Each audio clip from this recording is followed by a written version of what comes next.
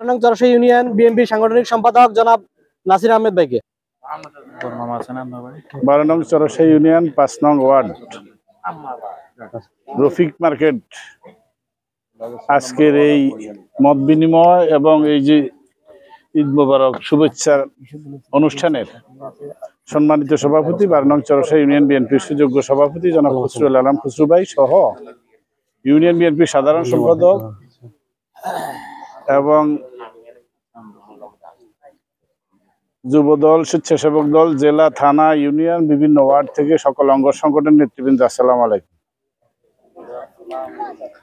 আসলে আমাদের আজকে আরেকটা প্রোগ্রাম ছিল, ওটা শেষ হইতে হইতে আমরা এখানে আসলে মাগরিবের টাইম হয়ে গেছে। তো আপনারা আপনাদের কথাগুলি বলেছেন, বিশেষ করে আমাদের লিটন যে কথাগুলি বলেছে, তার মনের যে ব্যথা বেদনা, দলকে ভালোবাসে, দলের আদর্শকে ভালোবাসে। সে যখন প্রবাসী ছিল তখনও বারবার আসলে সে আমার সাথে কথা বলতো, যোগাযোগ করতো, ফোনে কথা বলতো বিগত দিনে তার দুঃখ দুর্দশা এবং এই ইউনিয়ন বিএনপির রাজনীতি, অঙ্গ সংগঠনের রাজনীতি সম্বন্ধে সে প্রবাসে থেকেও আসলে অনেক সময় আমাদের সাথে দুঃখ প্রকাশ করতো। আমাদের দলের নেতাকর্মীদের উপরে যে অত্যাচার নির্যাতন, এটা সে প্রতিনিয়ত সে আমার সাথে যোগাযোগ করতো। আজকে তার কয়েকটি কথা আমি আসলে লক্ষ্য করেছি, শুনেছি। দল করার কারণেই, দলকে সমর্থন করার কারণে, দলের কর্মকাণ্ডে অংশগ্রহণের কারণে আসলে তাকে ইউনিয়ন থেকে চলে যেতে হয়েছে। বিগত স্বৈর শাসক, কথা বললে তো আমরা কথা বলবো না, সিনিয়র নেতৃবৃন্দ প্লিজ।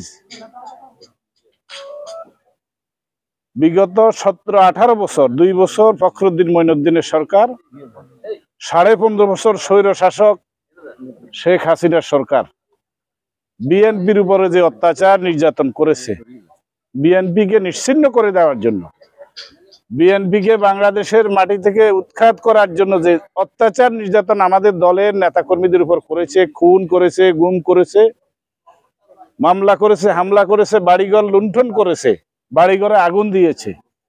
এটা আমরা যারা, আপনারা যারা সচেতন আছেন তারা জানেন, আমরাও জানি। আমাদের এখানে এমন কোন নেতৃবৃন্দ নাই যারা অত্যাচার নির্যাতনের শিকার হয় না, জেল জুলুম ভোগ করে নাই।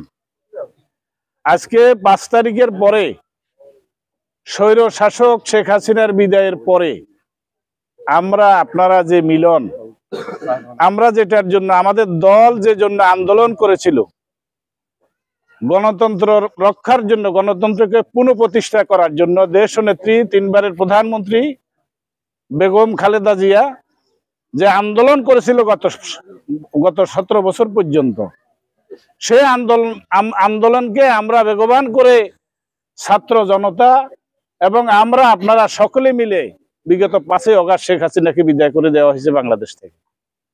এরপরে আপনাদের সাথে যে আমাদের মিলন অতীতে ছিল, যোগাযোগ, কথা বলা, এটা আজকে আমাদের মধ্যে শুরু হয়েছে। আগের মতো আমরা আপনাদের সাথে যোগাযোগ করছি, যে সমস্ত নেতৃবৃন্দ আমাদের সাথে যোগাযোগ করে, আমরা কথা বলি, আমরা সেখানে যাওয়ার চেষ্টা করি। কারণ আপনারা একটি দল করেন, যে দল জিয়াউর রহমান বাংলাদেশের স্বাধীনতা ঘোষণা করেছেন। এই দলের উত্তরসূরি দেশ নেত্রী বেগম খালেদা জিয়া একটি মিথ্যা মামলায় কারাভোগ করেছেন এবং অত্যাচার নির্যাতন তার উপরও অনেকভাবে চালানো হয়েছে। এটা আপনাদের, আমাদের সকলের জানা আছে। তো আজকে এখানে আমাদের যারা বক্তব্য রেখেছেন, অনেকে বলেছেন এই ওয়ার্ড, তিতারকান্দি ওয়ার্ডটা বড়। আমাদের রহমান বলেছে যে আমরা এখনো সরকারে আসি নাই, বিএনপি এখনো সরকার গঠন করে নাই, বিএনপি ভোটের অধিকার প্রতিষ্ঠার জন্য আন্দোলন করেছে। আমাদের সামনে ভোট প্রতিষ্ঠিত করতে হবে, ভোট দিতে হবে।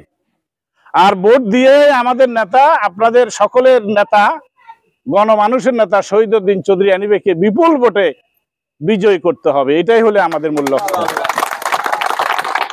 আমরা আগামী দিনে আমরা আর একটু ধৈর্য ধরি। সেটা হলে আমরা যেহেতু 17-18 বছর কিছুই খাই নাই, কিছুই নিতে পারি নাই, আমরা বিভিন্ন জায়গায় পালাই অবস্থানে ছিলাম। আমি নামাজের সময় যাওয়ার সময় একজন ভদ্রলোক, বয়স্ক মানুষ আমাকে বলেছেন যে আপনার সাথে বাজারে দেখা হইলেও কিন্তু আপনি কেটে চলে যেতেন। আমি বুঝেছি। তো আসলে এমন পরিস্থিতি ছিল যে আমি একটা হ্যান্ডশেক করেই চলে যাইতে আমার কষ্ট হয়েছে, কারণ কথা বলার মতো স্পেসিফিক ছিল না। তো আমরা আমাদের নেতাকে নির্বাচিত করব, এবং আমাদের নেতা, আপনাদের নেতা আগামী দিনে নির্বাচিত হলে মন্ত্রী হয়ে লক্ষ্মীপুর আসবেন। উন্নয়ন হবে, রাস্তাঘাটে যে বেহাল দশা, আমাদের আজকের এই অনুষ্ঠানের সভাপতি এবং সাধারণ সম্পাদক সাহেব আছেন।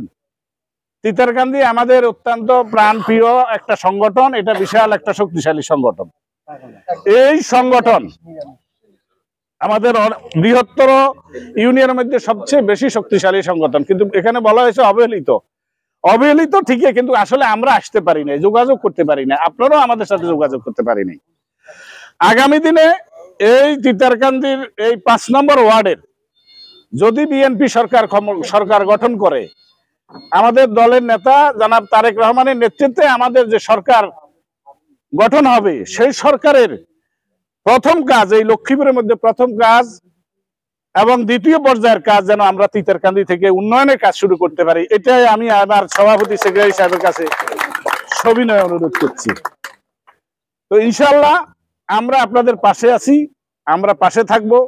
আপনাদের যে কোনো সমস্যা, আর এই ওয়ার্ডের মধ্যে কিছু দুষ্কৃতকারী আমাদের দলের নাম মেনশন করে বা দলকে অপব্যবহার করে কিছু বিশৃঙ্খলা সৃষ্টি করতে চায়, আমাদের দলকে প্রশ্নবিদ্ধ করতে চায়, আপনারা সচেতন থাকুন, আমরাও সচেতন আছি। আমাদের নেতৃবৃন্দকে অবহিত করবেন। আমাদের নেতা, আপনাদের নেতা সবসময়, আমাদের এনিভাই সবসময় এই ইউনিয়নের নিকে চিন্তা করেন এবং এই ইউনিয়নের খোঁজ খবর রাখেন। আমাদের অনেক নেতৃবৃন্দকে অনেক সময় উনি ফোন দেন এবং এলাকার পরিস্থিতি সম্বন্ধে তিনি সবসময় অবগত থাকেন। তো আজকে যারা এই অনুষ্ঠানের আয়োজন করেছেন, রাত্রে হয়ে যাচ্ছে, আসলে আমরা যেতে হবে, আমাদের আরো কাজ আছে। তো আমরা অত্যন্ত আজকে আমাদেরকে এখানে আপনারা দাওয়াত দিয়ে আমাদেরকে সম্মানিত করেছেন। এই বিশেষ করে রফিক মার্কেট আমাদের এলাকায় আমাদেরকে এনে আমাদেরকে যেভাবে সম্মানিত করেছেন, আমরা সেজন্য আপনাদের প্রতি কৃতজ্ঞতা প্রকাশ করছি। আর যারা আয়োজন করেছেন, বিশেষ করে প্রবাসী যারা আয়োজন করেছেন, তাদের প্রতিও কৃতজ্ঞতা প্রকাশ করছি। আশা করি ভবিষ্যতেও তারাও আমাদের পাশে থাকবে, আমাদের দলের পাশে থাকবে, ইউনিয়নের পাশে থাকবে। আজকে আপনারা এখানে এসেছেন, আমাদের দল বাংলাদেশ জাতীয়তাবাদী দল 12 নং চরসাই ইউনিয়ন বিএনপির পক্ষ থেকে আপনাদের প্রতি কৃতজ্ঞতা প্রকাশ করে, আপনাদের সকলের সুস্বাস্থ্য কামনা করে, আগামী নির্বাচনে যেন আপনাদের সাথে দেখা হয় ভোট যুদ্ধে, এই আশাবাদ ব্যক্ত করে আমি আমার বক্তব্য শেষ